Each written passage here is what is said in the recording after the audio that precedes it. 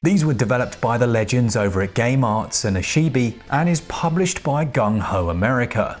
This Lunar Remastered Collection brings two classic JRPGs in Lunar Silver Star Story Complete from 1996 and Lunar 2 Eternal Blue Complete from 1998. And as I say, we were not rich enough for the Sega CD, so my first experience was on PS1. These versions promise better pixel art, HD cutscenes, new voiceovers, and as it turns out, they're not entirely idiot-proof, as I managed to play 10 hours using the old versions of the game. I mean, they're almost idiot-proof, you're gonna see. I'm basically just an idiot. But does this lunar landing shine as brightly as its starry legacy? Well, my name's Mark Walker, welcome back to SwitchUp, now let's find out.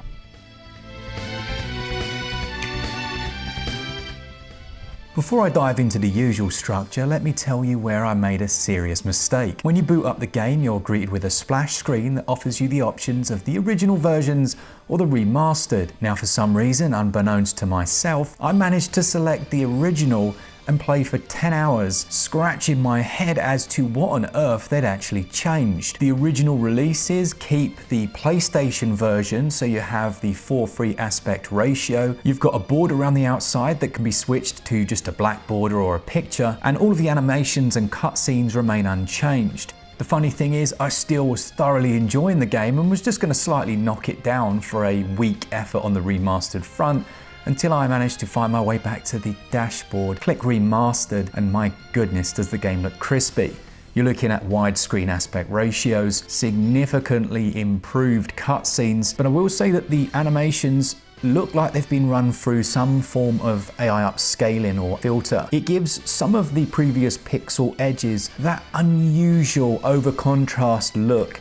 Despite that minor gripe, the actual overall presentation of these, especially when in motion, is so much crisper. They were good to begin with. They gave me those Dragon Lair vibes, crossed with pretty much a modern day anime, but now they've come right up to date. The same can go for the sound. I'm not entirely sure what procedures they've run, but the soundtrack is incredible. It features a character who does like to bust out into song every 5 seconds, but the combination of the classic style top-down perspective, the improved widescreen angles which offers post-processing effects like shallow depth of field that can be toggled on and off, this is really the best version of the game, and it holds up alongside any modern JRPG in terms of its visuals, but also, as we'll see, in most of its gameplay aspects. As you'd hope, performance is not an issue. The game runs at 60 frames per second, with nary a slowdown and load times are minimal. Although that should be standard, shouldn't it? It's really not the case across all games that look like this. Suikoden has left the chat. The visuals and performance of the remasters, though, I think they are actually excellent. It's a little over-sharpened in certain places, and it has that AI artifacting look that not everyone is going to enjoy on some of those elements, which brings it down a tiny bit. But it is clear they've put in a lot of effort overall, and it's a very well presented package. Visuals and performance score 18 out of 20. The audio now features English and Japanese voiceovers, and I think some work was done with the soundtrack. That English dub is pretty damn camp, but it manages to work. Yeah! There! I got it! Yay! This is not the proper time for my awakening. Now on the audio front, there are two things that absolutely stand out. This has a fantastic soundtrack, not just an okay one. I'm talking songs that you'll be tapping your toe to, and cutscene music that makes you feel like you're watching a high production anime.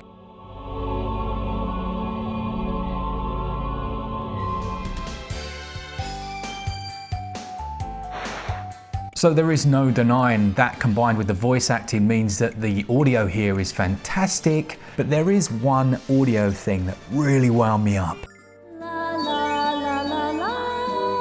And that's Luna herself during combat. When she's healing, she gives it large with this la la la la la, and you're like, okay, that was okay. But then you hear it 57,000 times, and it certainly loses its charm.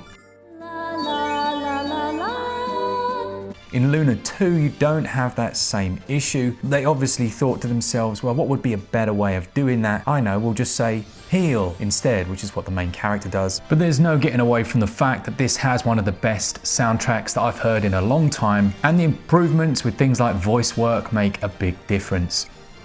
Audio scores 18 out of 20. Both games are set in very different eras. Let's start with the first. You've got Silver Star's story, which follows Alex, who is a young adventurer from a place called Berg. It starts out with him essentially monologuing how inspiring this fella named Dine was, who was a famous dragon master within this world. Alex is joined by a slightly unusual cat-like creature called Norl, I think that's how you say it, his rotund friend Ramus, and the slightly ethereal Lunar. It's filled with classic JRPG tropes, and the characterization is really well done. It has that charm that you only found back in the day and they really struggle to try and recreate, often going over the top with modern games. There are a few plot twists, but if you've played a lot of JRPGs over the years, there's not going to be a huge amount that is outside of the norm in the first title. It's all just solid JRPG goodness. Lunar 2, Eternal Blue, well, that's set 1,000 years later and centers around a different protagonist called Hero, an archaeologist, and his companion Ruby. This one has you aiding Lucia fighting against White Knight Leo, Borgen, and a few other bad guys. As Lucia has been branded, well, let's not spoil it. She's branded in a way that is going to cause her a bit of grief. The voice acting of both the titles really does add to the narrative, and that Saturday morning cartoon / anime cutscene style that they go for adds so much to proceedings. When you're introduced to a new character and you get that anime cutscene, you get a much better idea of what they're actually like. Gameplay split into a number of different areas. You've got the classic turn-based combat, with magic, skills and items. Each character has their own set of unique abilities. You can level these up, and there are options for positioning. You can position characters at the front, middle, back, wherever you want them, and this will affect the attacks that certain enemies will do. This is way more important than the game tells you. Another side of a classic JRPG. The reason being that certain boss fights will only be able to do attacks if your characters are close enough, or at least their most powerful ones. With that in mind, you'll be positioning units so you have a tank at the front, magic or ranged at the back, and you can also create some automation, altering your party's AI, which you can shift, making them more offensive, defensive, or a mixture of both. This version also includes the ability to speed the game right up, and I like that a lot.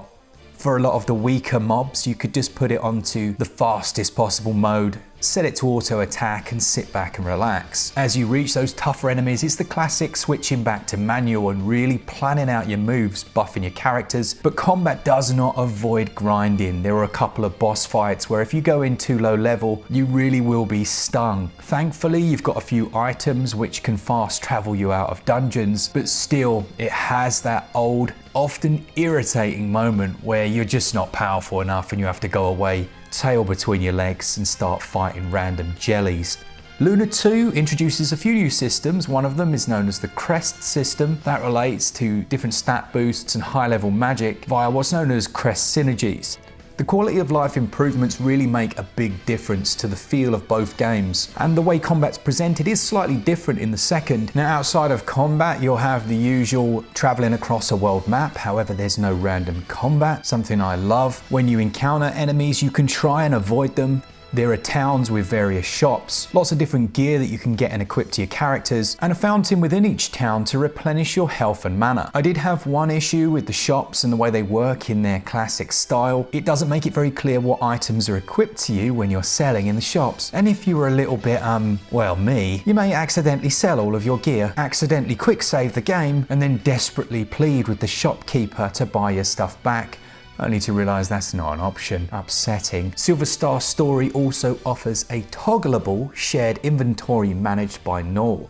Now, if you end up playing on the original games like I did, there were a few control quirks. You'd find yourself almost stuck against surfaces. As you try and go through a doorway, you might get stuck rather than it slide you through.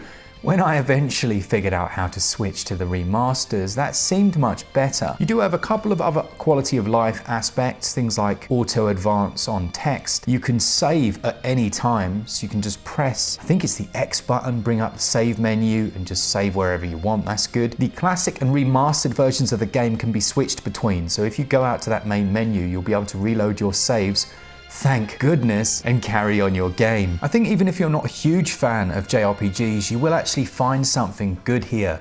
It reminded me a lot of when I first played Breath of Fire. It balances nicely between the serious and the satirical, with characters that don't annoy you and you're kind of rooting for, even when they fall flat on their face. The gameplay experience is heightened by those audio improvements as well, not to mention the visual ones. There is a lot to love here, and story and gameplay combined across the two titles score 18 out of 20. Controls in the remaster are fine. You might miss things like a run button, but they're pretty standard. Controls score 16 out of 20. The Lunar Remastered Trilogy can be bought on the eShop for $44.99. There is a physical available as well that isn't much more. You're looking at about 25 hours for the main storylines of each game, and then if you want to do everything, you can easily double that and then some. It's 8.5 gigs to download. Just be careful if you're buying the physical, because some of them don't seem to have some of the European languages on there. So just check that out before you go that way. Things like Spanish and Italian seem to be missing. For what's being offered here, I think value is good, if not outstanding. It's just a bit above where I think they should have priced it.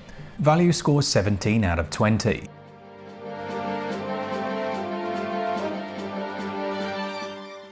The Lunar Remastered Collection should be in yours. They get a SwitchUp score of 87%.